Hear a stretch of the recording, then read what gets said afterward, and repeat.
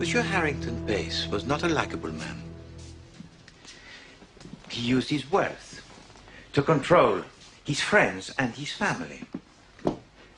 For example, Monsieur Stoddard, his unacknowledged brother, he employed as a gamekeeper, but refused to lend him the £300 necessary to purchase his house and to get married. His nephew, Monsieur Archie Havering, he used as an estate manager, paying him not with money, but with promises of a legacy. His other nephew, Monsieur Roger Havering, was also made to dance the attendance by assurances of wealth to come. There are, I think, here motives for murder. N'est-ce pas? Now, look here, Poaro. No, please, Monsieur Roger. I make not the accusations, I merely speculate.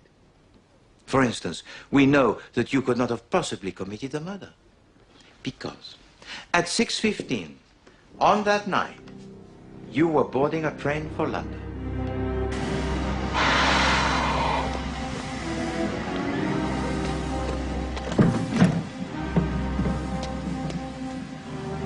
But what we did not know was that there was another passenger who also boarded that train.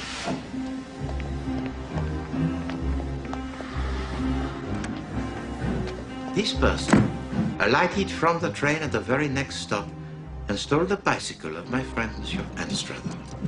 A curious thing to do, huh? Hey, that boy!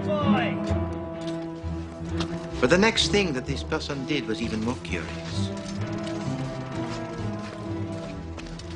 He buried the bicycle. Then he buried all the necessary accoutrements of a bearded man. And turned himself back into Madame Middleton. Mrs. Middleton was the bearded man? But yes, Hastings. You see, we only have the word of Madame Middleton herself that a bearded man came to the house that night, but of course that was not true. No, I saw him. Madame Havering, if you please, we will come to that in a minute. It's as I've said all along. We've got to find this Mrs. Middleton. Well, may I suggest that you get on and do just that? So far, all you've done is ask impertinent questions and treat respectable people like a lot of criminals. Please, Monsieur Roger, do not be in such haste. We may know that you did not commit the murder, but there are other things which are not yet so clear. This crime was of a daring most extraordinary. It had to be like clockwork. And the spurious Madame Middleton had to have an accomplice to wind the spring. Sorry, Mrs. Middleton. At 5:45 on the night of the murder, this spring, it was ready for release. The guests had departed. Mademoiselle Ellie had already gone home. And Mademoiselle Joan had been offered a lift in your car, Monsieur Havering. Mademoiselle Joan was duly dropped at her cottage.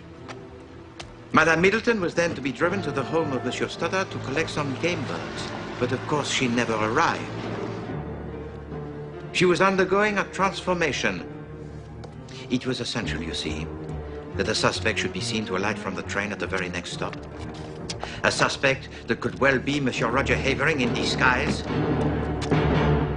Why should I try to incriminate myself? Because, Monsieur Havering, you had planned most carefully your alibi, your meeting with Lord Quamby, which you would seem to have every reason for keeping secret. But once you were forced to reveal it and were released, it was most unlikely that the police would suspect you for a second time. You're talking complete rubbish. No, I think not, Monsieur Havering. You see, while you continued your journey to London, Madame Middleton returned to Hunter's Lodge.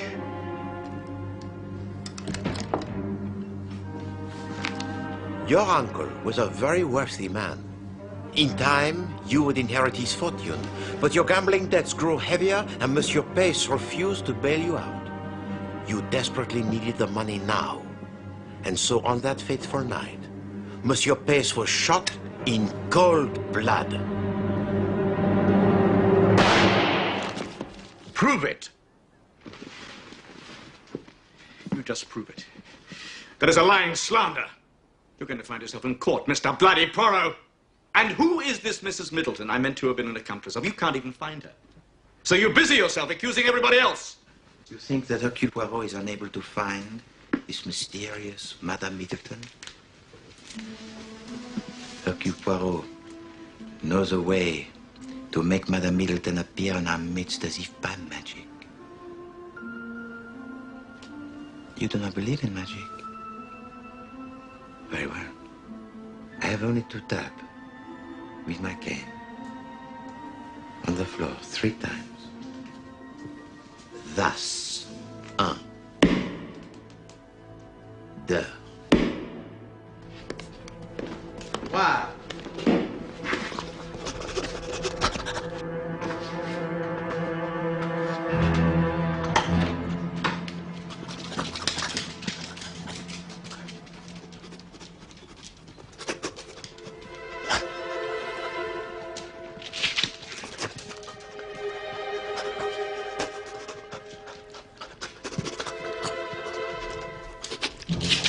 Can we now stop this charade? Chief Inspector? I don't know, sir. I've always enjoyed party games.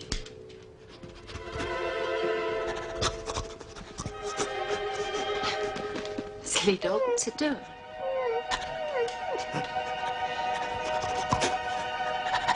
Will somebody take it away? Stop it! Stop it! It's all right, Zoe. Come on, Hugh! Don't know what your silly game is, but it seems to have gone horribly wrong. Now leave her alone! So we had nothing whatever to do with this Mrs. Middleton. On the contrary, Monsieur Archie. Madame Havering had a very close relationship with the housekeeper, Madame Middleton. The odd thing about it being was that they were never once seen together.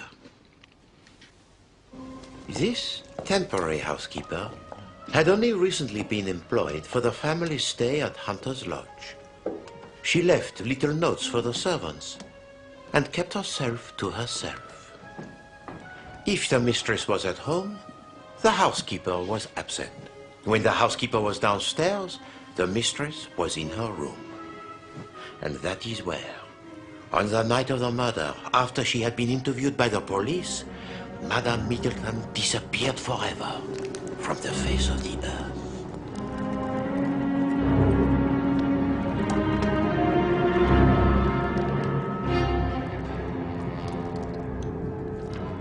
Because it was you, Madame Zoe Havering. Together with your husband, you planned and carried out this murder in genius. Together, you plotted to rid yourselves of your uncle that was hated and to lay your hands at last on his money. I must ask you both to come with me to the police station. How dare you? This has gone far enough. I do not intend to stand idly by. Oh, shut up, Roger.